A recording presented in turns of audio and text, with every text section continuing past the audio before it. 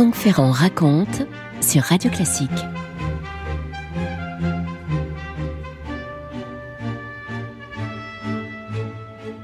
Il va y avoir donc 100 ans le 7 avril prochain, puisque c'était le 7 avril 1921, par une belle journée de printemps, une journée parisienne, cérémonie organisée en hommage aux soldats inconnus inhumés sous l'Arc de Triomphe.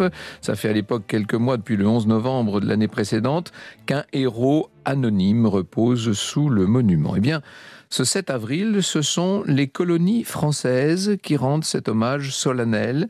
Des délégations de nombreuses associations coloniales, des ligues de combattants, des engagés volontaires, mais aussi des lycéens assistent à la cérémonie au cours de laquelle sont déposées des palmes, des couronnes sur la tombe du soldat inconnu. Et parmi les personnalités officielles, toutes vêtues de manteaux et de chapeaux sombres, on reconnaît un ancien ministre de la guerre, le président de l'Institut colonial français, le président du comité d'aide et d'assistance coloniale, et puis un homme d'un certain âge qui porte une vareuse bleue horizon avec des étoiles en or. Il arbore la Grand Croix de la Légion d'honneur, bien entendu, les bottes cirées, les mains gantées. Il a cette grosse moustache que connaissent bien les Français de l'époque. Ses cheveux blancs sont coiffés en brosse. Cet homme, c'est bien sûr Hubert Lyautey, qui vient d'être fait maréchal de France.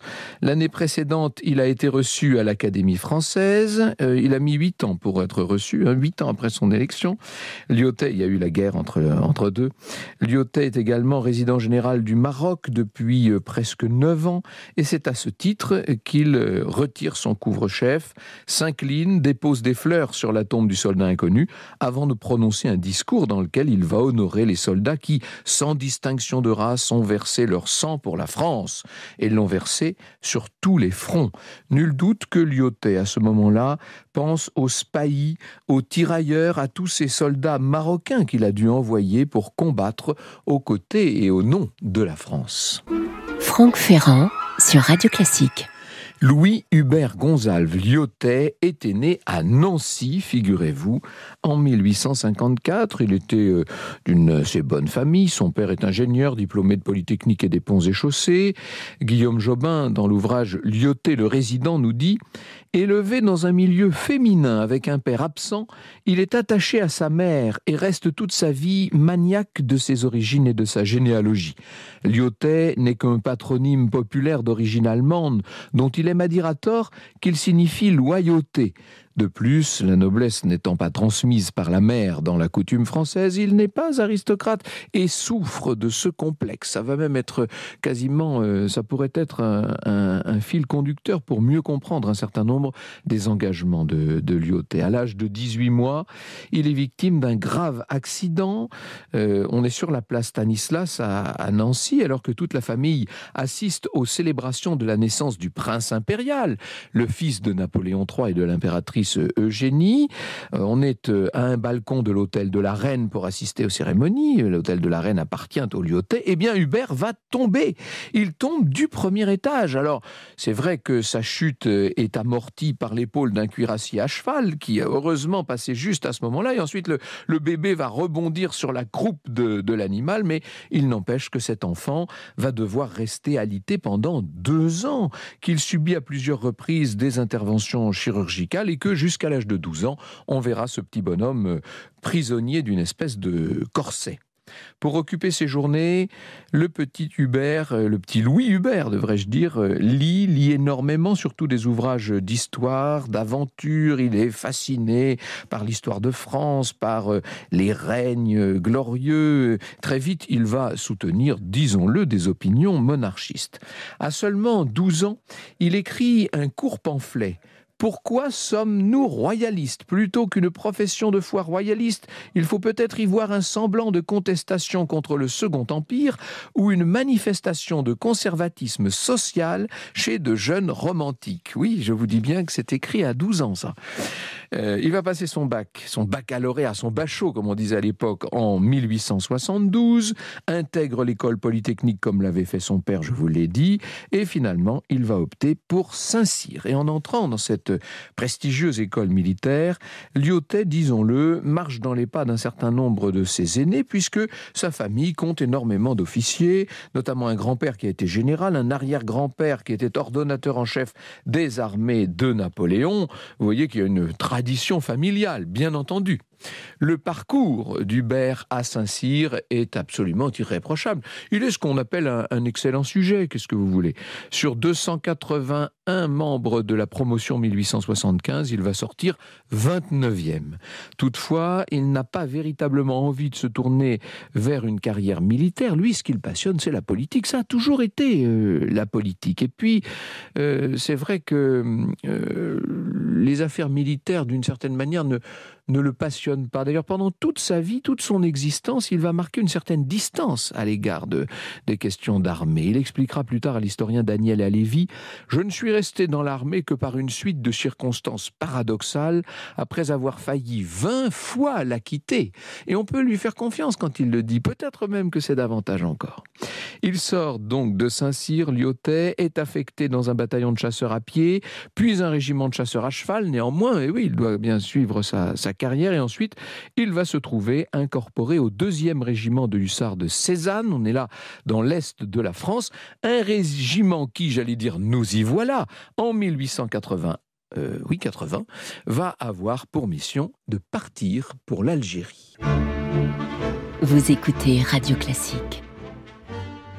Lyautey s'était déjà rendu en Algérie à l'occasion d'une permission et il en avait profité pour découvrir cette culture arabe qui va beaucoup le marquer. Il s'était intéressé à l'islam et au cours des 2 années que maintenant il va passer en Algérie, on peut dire qu'il se passionne véritablement pour tout cet univers, ses traditions, ses coutumes locales, pour la religion musulmane aussi.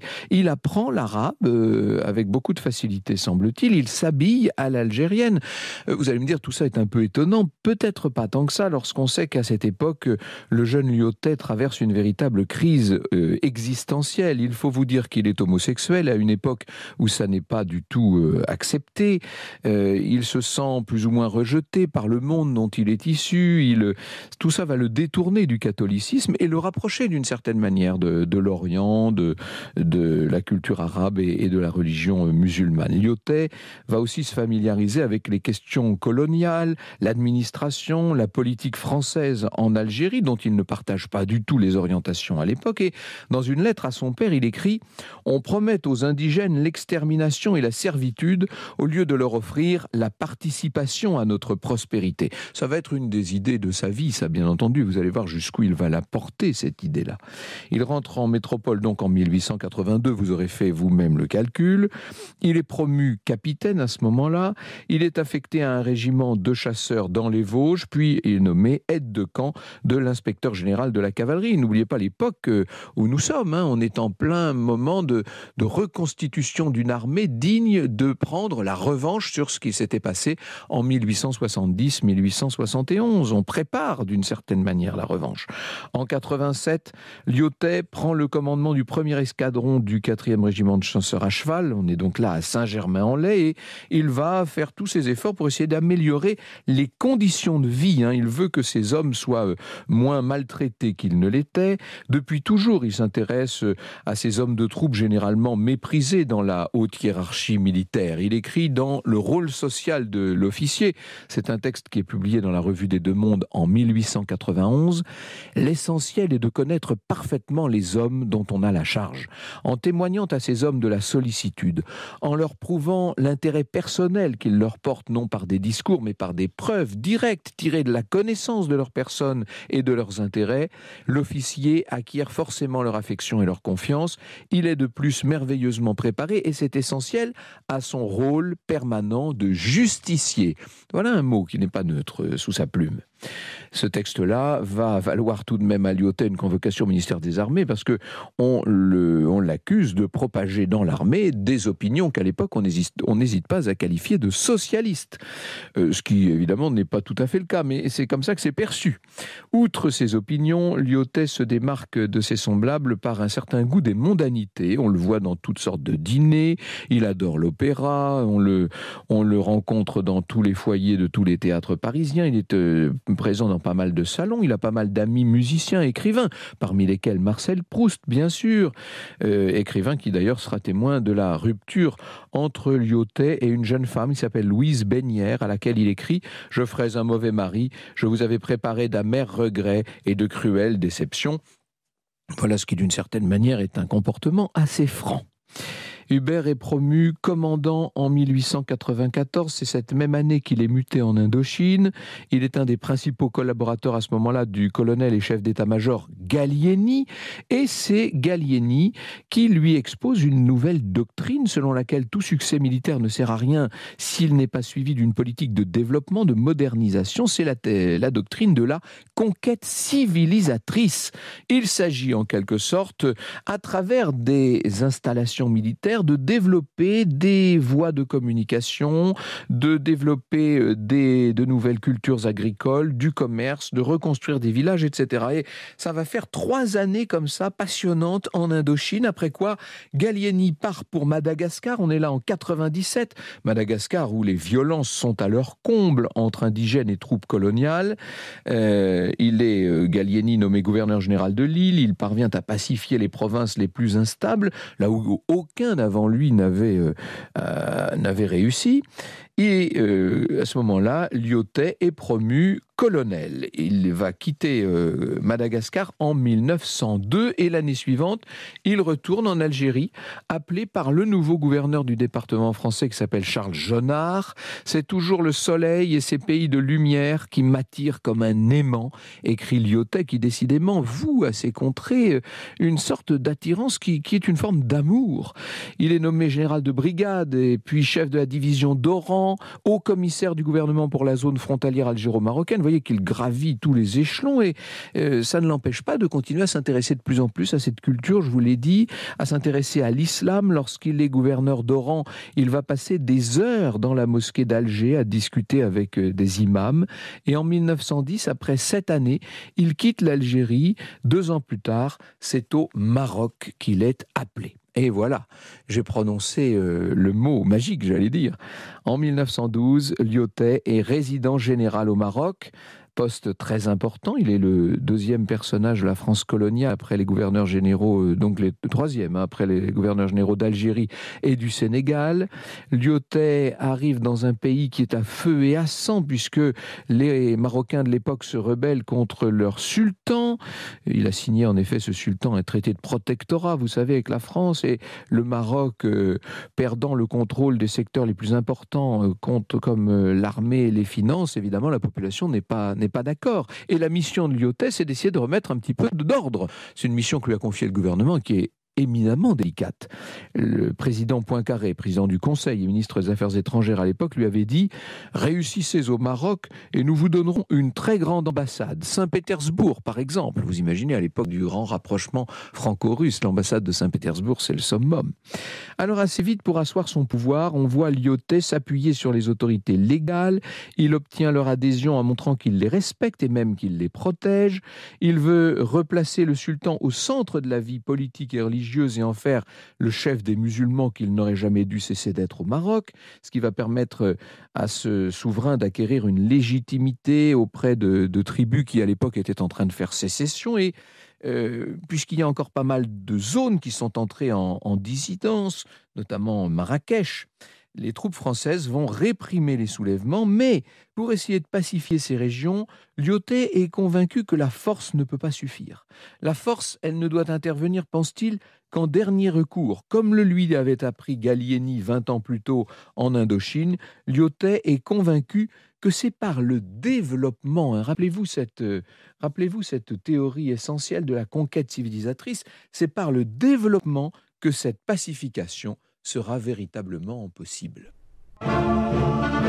Franck Ferrand sur Radio Classique. Lyautey transforme le Maroc en vérité. Il lance toutes sortes de réformes économiques, judiciaires, administratives, peut-être d'abord et avant tout. En quelques années, on voit apparaître le chemin de fer, des routes sont partout créées, les ports, l'agriculture, l'industrie, la recherche et l'exploitation minière vont se développer. On est en train de faire du Maroc un pays moderne, tout simplement, et c'est Lyautey, ça. Système de santé qui est mis en place, des écoles, des lycées qu'on construit un peu partout grâce à l'exode rural et à l'urbanisation.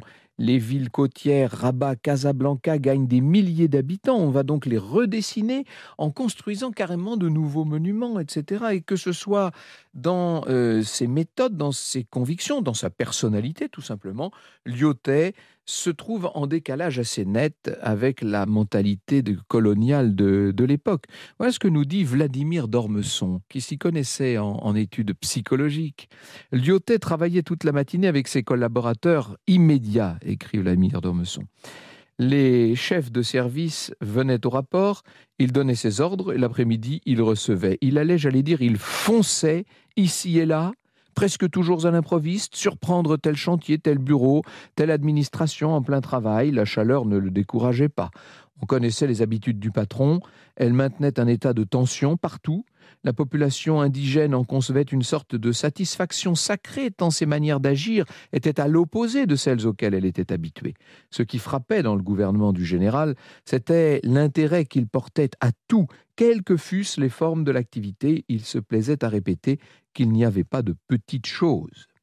À l'exception de 4 mois où il a occupé le poste de ministre de la Guerre, on est là de décembre 1916 à mars 1917, courte expérience qui va d'ailleurs se terminer par une démission retentissante, Lyautey va rester au Maroc et il va y rester en tout pendant 13 ans. Mais son départ est assez soudain et il va lui laisser un goût assez amer. Il faut vous dire qu'il est impliqué dans cette guerre du Rif qui oppose la République rifène d'Abdelkrim aux Espagnols et puis bientôt aux Français. Lyautey voit débarquer en juillet 1925 le maréchal Pétain qui est envoyé directement par le gouvernement pour inspecter le Maroc. Or, il faut vous dire que Lyautey et Pétain ne s'aiment pas du tout et finalement Lyautey va donc démissionner. Il dira de ces années marocaines « J'ai réussi parce que je suis monarchiste et que je me suis trouvé en pays monarchique. Il y avait le sultan, dont je n'ai jamais cessé de respecter et de soutenir l'autorité. J'étais religieux, et le Maroc est un pays religieux. Je crois qu'il n'y a pas de vie nationale possible et prospère et naturelle qui ne fasse sa place aux sentiments religieux, aux disciplines religieuses. Je crois à la bienfaisance, à la nécessité d'une vie sociale hiérarchisée. Je suis pour l'aristocratie, pour le gouvernement des meilleurs, mais tout cela m'eût été impossible en France. » Il n'ajoute pas dans la République française, mais tout le monde aura compris. Lyautey ne mâche pas ses mots, il a toujours eu l'habitude, vous l'aurez remarqué, d'être assez direct. Franck Ferrand sur Radio Classique. Il revient donc en métropole. On va le charger à ce moment-là de l'organisation de l'exposition coloniale internationale de Vincennes, la fameuse expo coloniale qu'il inaugure en 1931.